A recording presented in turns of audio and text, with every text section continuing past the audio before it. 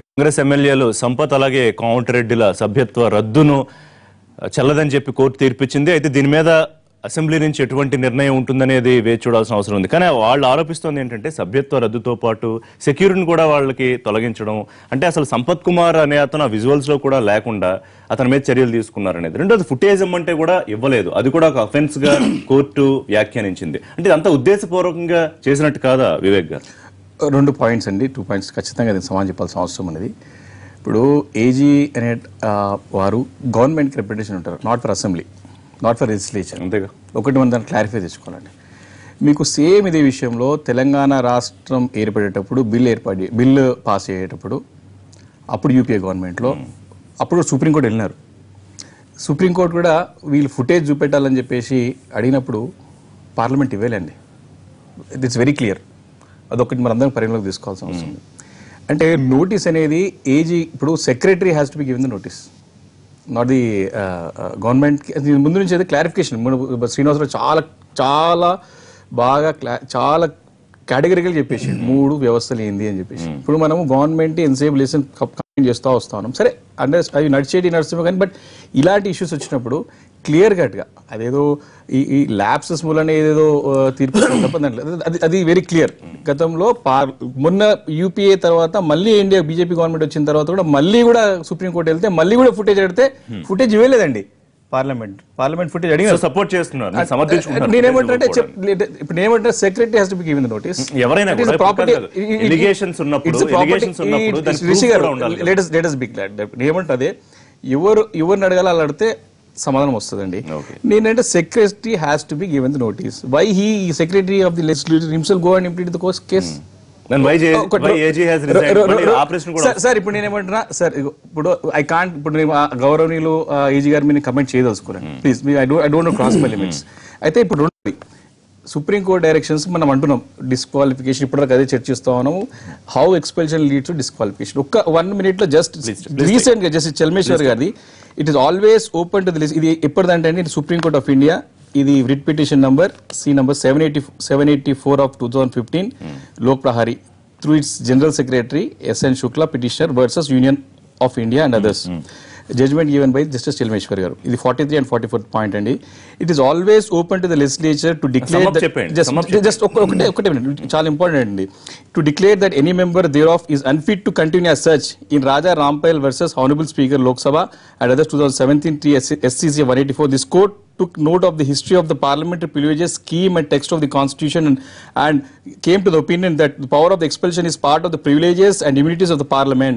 It is relevant to notice that under article 105 of 3, the powers, privileges and immunities of each house of parliament may be defined by parliament by law. Okay. Important, చాలా important. It is therefore follows clearly, at least in the context of the expulsion of a member of the legislature by decision of that house, no statutory provision is required for stipulating the grounds on which member could be expelled. Okay. Last one, చాలా important ఇది. Article 105 and 194 authorizes the legislature to define the power and privileges and immunities that non-existent of that power to legislate does not detract the power of the legislator to expel a member. To expel a member on the ground that a member resorted to some activity which does not meet the approval of the house. Last point, sir. A decision to expel a member would certainly have the same effect as disqualifying a member on the grounds. నాకు అర్థమైంది. So ఇప్పుడు ఈ court తీర్పుని అనుసరించి ఈ సభ్యుల్ని రేపు సభలో అనుమతించబోతున్నారు. సమ్మరీ మాట్లాడుకుంటున్నారు. సమ్మరీ జనాలకు అర్థమైంది. సార్ నేను ఏమంటున్నా, ఒకటి నిజంగా కూడా ఈరోజు కాంగ్రెస్ పార్టీ, గౌరవ కాంగ్రెస్ పార్టీ శాసనసభ్యులు మేము తప్పు చేసినామని చెప్పేసి నిజంగా కూడా వాళ్ళు ఏమన్నా మరి ఫీల్ అవుతున్నారు.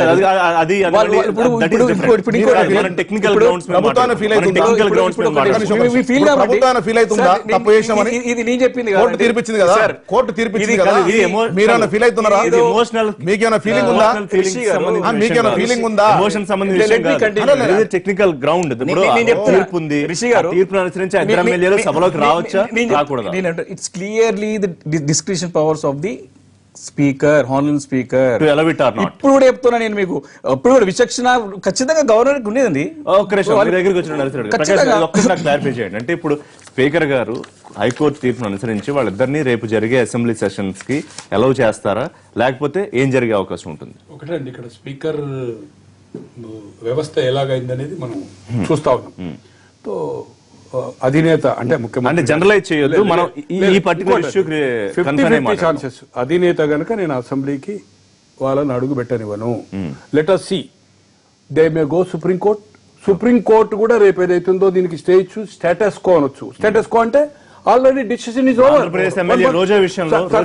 సుప్రీం కోర్టులో నేను ఒకటి ఏంటంటే ఆల్రెడీ స్టేటస్ కో అని కూడా ఇవ్వచ్చు. డిఫరెంట్ జడ్జెస్ డిఫరెంట్ బెంచ్ మీద ఉంటాయి, మనం చూస్తా ఉన్నాం. రేపు ఇచ్చే ఏదైతుందో స్టేటస్ కో అంటే వీళ్ళు హౌస్ కు అటెండ్ ఛాన్స్ లేదు. ఉన్న డిసిషన్ ఆల్రెడీ నోటిఫైడ్ చేశారు, ఖాళీ కింద చేశారు, ఎలక్షన్ కమిషన్ రాసింది. ఎలక్షన్ పెట్టొచ్చా లేదా అనేది మీద దాని డిస్కషన్ అవుతుంటే 6 weeks కోసము ఆల్రెడీ హైకోర్టులో ఇచ్చాది 6 నెలలని. మళ్ళీ ఫైనల్ జడ్జిమెంట్ ఇచ్చింది. రేపు స్పీకర్ దీన్ని ఇది డిసిషన్ ఏదైతుందో ఈమె డినే, no I'm not going to allow, let us court మళ్ళీ సుప్రీం కోర్టుకు పోయి అట్లా చేసే అవకాశం. ధిక్కరించి సుప్రీం కోర్టుకు పోయినాక ధిక్కరించలేదు. అప్పర్ కోర్టు ఉంది కదా సార్, ఇప్పుడు ఇది హైకోర్టే ఫైనల్ కాదు కదా సార్, సుప్రీం కోర్టు ఉంది కదా. సుప్రీం కోర్టు పోతే అప్పటి వరకు సుప్రీం కోర్టు అప్పీల్ ఉంటుంది. ఈ లోపల ఎలక్షన్ వచ్చేస్తుంది సుప్రీం కోర్టు.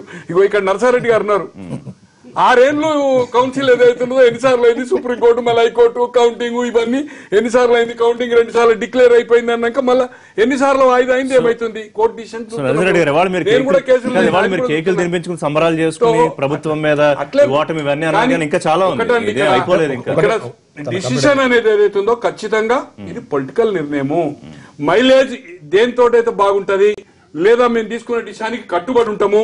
రాబోయే రోజుల్లో పార్టీ నిర్ణయం అనుకోండి, పార్టీలో నిర్ణయము, పార్టీలో మెజార్టీ నాయకులు కేసీఆర్ నిర్ణయం ఇటువంటి జరగద్దంటే కఠిన నిర్ణయాలు ఉండాలా. హౌస్ లో ఏదైతుందో ఎమ్మెల్యేలో క్రమశిక్షణతో ఉండాలనుకున్నప్పుడు ఆ నిర్ణయం ఆయన మైండ్ ఉంది అనుకోండి, అదే నిర్ణయం స్పీకర్ చెప్తాడు, స్పీకర్ అదే ఇస్తాడు, ఐఎమ్ నాట్ గోయింగ్ టు అలా ఉంటాడు. అటుడు ఏం చేస్తాడు, జరిగే అవకాశం ఉంది. లేదా మనకి ఎలక్షన్ వస్తున్నది, మన నిర్ణయాలు ఏదైతుందో రాచరిక పరిపాలన గురించి ఆలోచిస్తారేమో, ఇది మంచి పద్ధతి కాదు, ఇంత హేస్ట్ డిసిషన్ ఎక్కడ జరగలేదు, విత్ ఇన్ 1 day ప్రొసీడింగ్స్ ఆ నిర్ణయం ఉంది. డెఫినెట్లీ సేమ్ డే నాడు ఈ రోజు మనం తమిళనాడు చూసాం, గవర్నమెంట్ అనేది ఖచ్చితంగా స్పీకర్ నిర్ణయం మీద వాళ్ళు గవర్నర్ దగ్గర పోయిందండి, మేము ప్రభుత్వానికి విత్డ్రా చేస్తామన్నారు. ఒక పార్టీ సింబల్ మీద అన్నాడీఎంకే మీద గెలిచి అన్నాడీఎంకే గవర్నమెంట్ ఉంది, వాళ్ళు పోయి నిర్ణయం చెప్పినట్టు యాంటీ పార్టీ విప్ ఏదైతుందో స్పీకర్ కి ఇచ్చాడు. స్పీకర్ డిసిషన్ ఆల్రెడీ బైలాస్ లో ఉంది.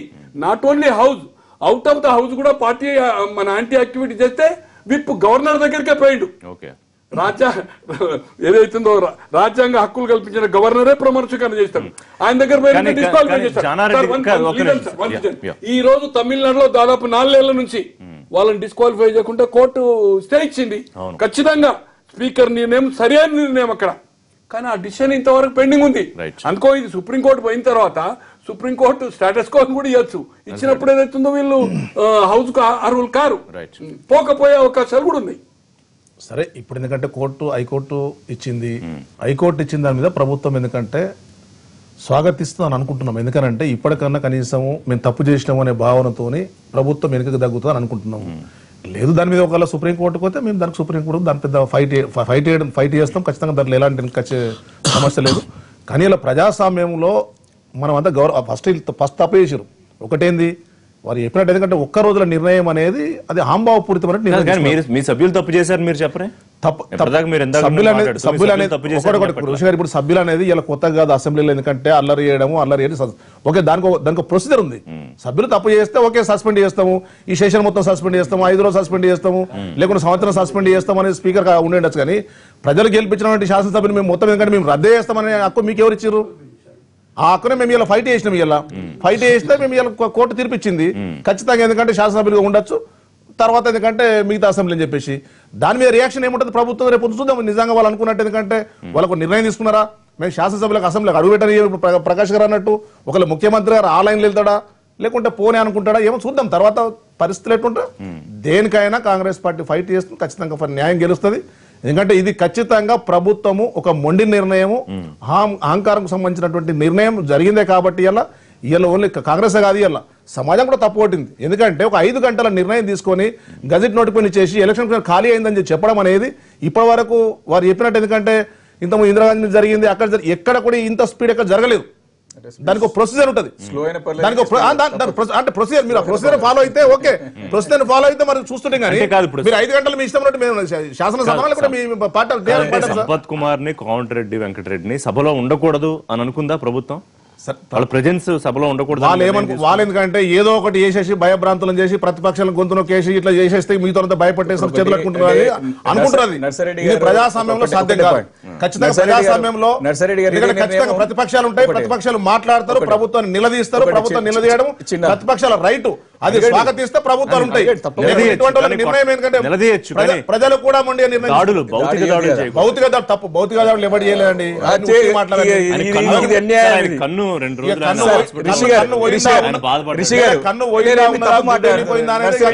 లోతులకు పోతే బాగుండదు, తప్పదు. విజువల్ చూసిన ఎక్కడ కూడా కన్నుకు దెబ్బ తాకలేదు. దెబ్బ తాకుంటే దెబ్బ తాకుంటే మీరు ఫోటో ఇచ్చేటోళ్ళు, కార్నర్ చేసేటోళ్ళు లేవు కాబట్టి మీరు తోకముడిసిరి.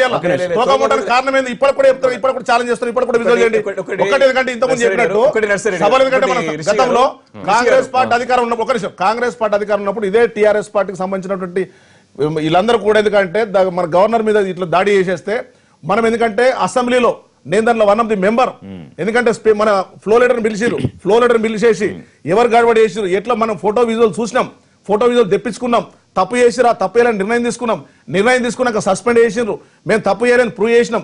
మీరు కనీసం కోర్టు చేయాలని డైరెక్ట్ అడిగితే కూడా మీరు ఫోటో చేయాలనే పరిస్థితికి మీరు వచ్చిన అంటే ఫోటో కోర్టు ఆడడం తప్ప? ఏం తప్పు? ఇంతకుముందు మన స్పీకర్ నర్సారెడ్డి గారు కొంచెం అర్థం చేసుకోవాలి, అర్థం చేసుకునే మాట్లాడలేదు. చాలా చాలా క్లియర్ గా చెప్పినాను. రెండో పాయింట్ కూడా ఒకటి నర్సారెడ్డి గారు ఏమంటారు అంటే 2 పాయింట్స్ చెప్పారు. ఒకటేమో ఇంత తొందర నిర్ణయం తీసుకుంటారు అంటే నన్ను కంప్లీట్ చేయండి, నన్ను మాట్లాడియాలి, నన్ను అలౌడ్ యూ టు స్పీక్. నన్ను అలా నువ్వు ఎన్ని మాట్లాడినా అంటే కన్ను పోయా కొట్టేదా కానీ మాట్లాడుతూ సైలెంట్ కన్ను పోయా కొట్టాలంట. నర్సారెడ్డి గారు నిజంగా టీడీపీ చాలా క్రమశిక్షణ ఉండే కాన్సెప్ట్ ఇట్లే నాకు అర్థమవుతుంది.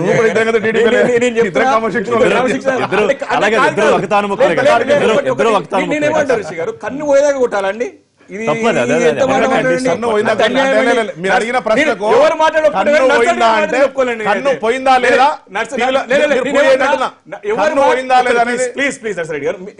స్వామి గౌడే బాధపడుతున్నాడు,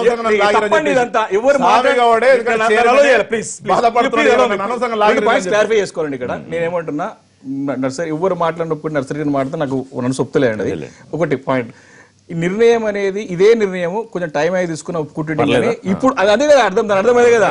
ఒకటి ఫస్ట్ పాయింట్ మళ్ళీ అదే మాట్లాడుతారండి నేను. ఈ నిర్ణయం ఏదైనా నిర్ణయమే.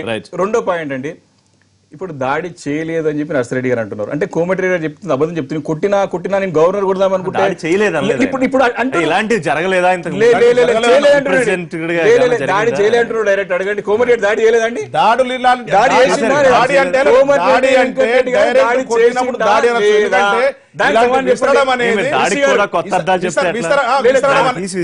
విసరడం అనేది గతంలో జరిగినాయి. గతంలో ఇదే